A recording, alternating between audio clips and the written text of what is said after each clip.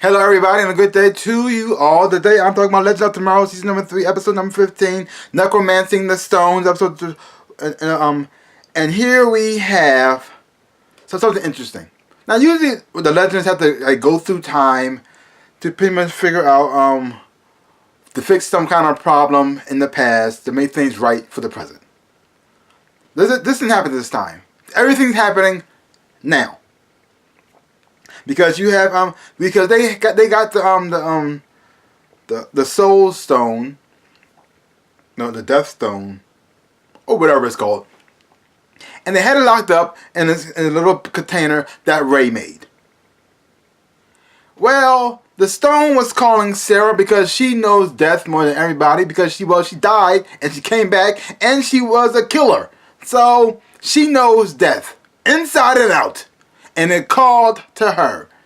And since she got a little bit of the demon Malix inside of her, when she put the used the stone and put it on, well, it brought out her darker side, amped her up, and also helped let Malix come out a little bit. And it's up to everybody in the crew to try to save Sarah before she kills everybody.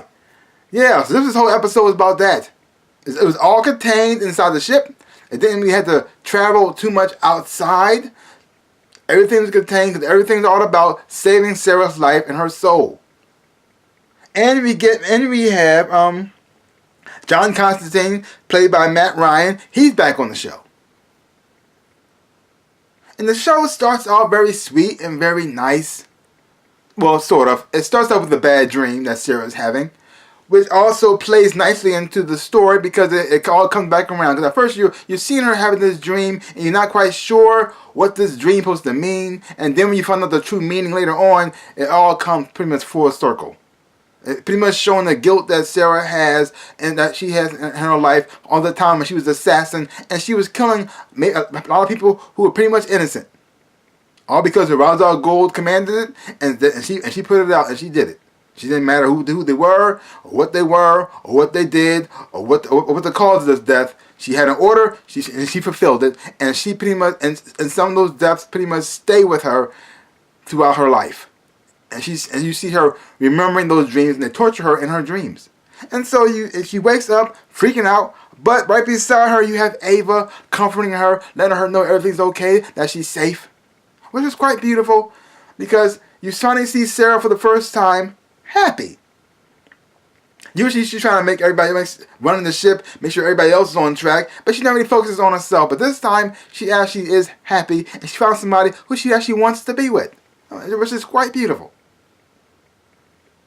And then everyone found out about John Constantine and a little affair that Sarah had with him, which wasn't that long ago, but still nonetheless. And then you see the whole jealousy situation going on with Ava, finding out that the person she's in love with had sex with somebody else 3 weeks before they got together. So, yeah. But like I said, you have everybody on this ship pretty much trying to save Sarah's life, but at the same time, you had this Sarah pretty much using certain things to get to certain people to make them feel a certain way, to let their guards down so they can get attacked. I mean, you have Wally West, who's still not over his girlfriend.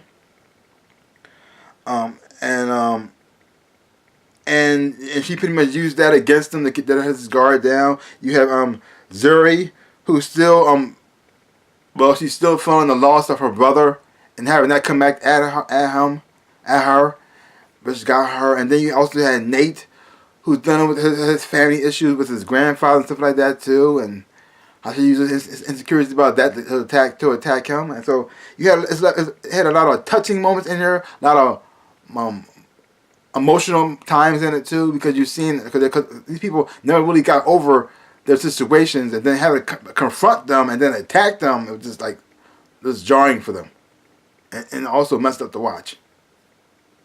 But to this, you have Mick, who has been chosen for the fire total, which made perfect sense. I mean, he loves fire. He had been obsessed with fire pretty much all his life. And so now he's wielding an amulet that gives him the power to control and to produce fire, which is amazing. But the fight scenes in this thing was fantastic because you have Sarah Lance is kicking butt left and right. And nothing can stop her. She's all amped up on this super stone juice. But watching her in action was just amazing. Just watching her cut loose, because you have Katie Lutz, who has a very strong dance background, and then watching her do this choreography was just beautiful to watch. It was a simple story, but it had a whole lot of impact as well, because you had the whole relationship between Sarah and Ava, and you rooting for them. You see them happy. You want them to be together, but life has a way to mess things up, and the CW likes to hurt you. So they have their maybe possible breakup. I don't know if it's permanent or not. Spoiler right here, but it could be forever, or it could not, or it could be just for a little moment. Who knows? For right now, I enjoyed this episode a whole lot. I enjoyed all the acting performances from everybody, but the scene between Sarah and Ava were great, were sweet, very emotional at times, because you see that Ava's love that she has for Sarah, and interesting to see how they first started and how they came together, and it was a nice sweet progression between the two. It didn't feel forced or rushed. It actually felt like a natural progression. And also watching Sarah, Ava, and John Constantine, watching Ava and John, how they interact with one another. And because knowing that both of them slept with the same woman, and see how John's so laid back about this, it doesn't really bother him. But you got Ava, who's a little bit jealous of John at the same time too, but also having to work alongside him, even though she doesn't like it. It was always fun to watch. So like I said, overall, great episode. Really did enjoy it a whole lot of fun. So leave comments down below. Let me know what you thought about this episode of Legends of Tomorrow. If you haven't watched it, check it out for yourself. Hopefully when you watch it, you will enjoy it and have fun watching it too. That's pretty much all I gotta say about that. So give my channel a big like, hit the thumbs up, shabam, and subscribe to my channel and share. I really would appreciate it. Also hit the little bell at the bottom so you get notified every time I make a video. Like I always say in my dreams and in real life, I am the Ninja Rabbit. Peace out, peoples.